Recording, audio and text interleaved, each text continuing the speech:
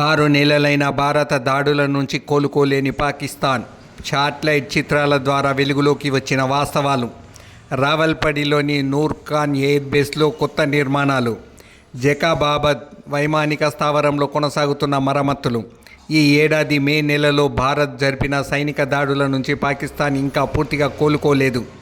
దాడులు జరిగి 6 నెలలు గడిచిన దెబ్బతిన్న స్థానిక స్థావరాల్లో మరమ్మతులు ఇంకా కొనసాగుతున్నాయని తాజా శాటిలైట్ చిత్రాలు స్పష్టం చేస్తున్నాయి.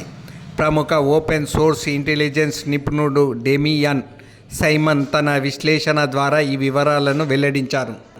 సైమన్ ఎక్స్ వేదికగా పంచుకున్న సమాచారం ప్రకారం రావల్పడి సమీపంలోని నూర్ ఖాన్ వైమానిక స్థావరంపై భారత్ దాడి చేసిన ప్రదేశంలో పాకిస్తాన్ ఒక కొత్త నిర్మాణాన్ని చేపట్టింది. పాక్ అణ్వాయుధాలను పర్యవేక్షించే స్ట్రాటజిక్ ప్లాన్స్ డివిజన్ ప్రధాన కార్యాలయానికి సమీపంలో ఈ ఎయిర్ బేస్ ఉండటం గమనార్హం.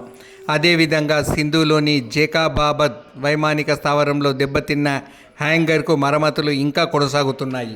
అంతర్గత నష్టాన్ని అంచనా వేసేందుకు హ్యాంగర్ పైకప్పును దశల వారీగా తొలగిస్తున్నట్లు చిత్రాలు కనిపిస్తుందని సైమన్ వివరించారు.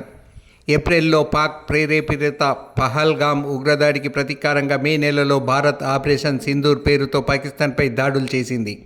ఈ ఆపరేషన్లో భాగంగా నూర్ ఖాన్, జేకాబాబాద్ సహా మొత్తం 11 పాక్ స్థానిక స్థావరాలపై భారత్ దళాలు ఖచ్చితత్వంలో కూడిన దాడులు నిర్వహించాయి. ఈ దాడుల వల్ల పాకిస్తాన్ తీవ్ర నష్టం వాటిల్లిందని అప్పట్లో భారత వాయుసేన ప్రకటించింది. భారత క్షిపణులు తమ స్థానిక స్థావరాలను తాకినట్లు ఆ సమయంలో పాక్ ప్రధాని షెహబాజ్ షరీఫ్ కూడా అంగీకరించడం తెలిసిందే. డెమియన్ సైమన్ శాటిలైట్ చిత్రాల విశ్లేషణలో నిపుణుడిగా గుర్తింపు పొందారు.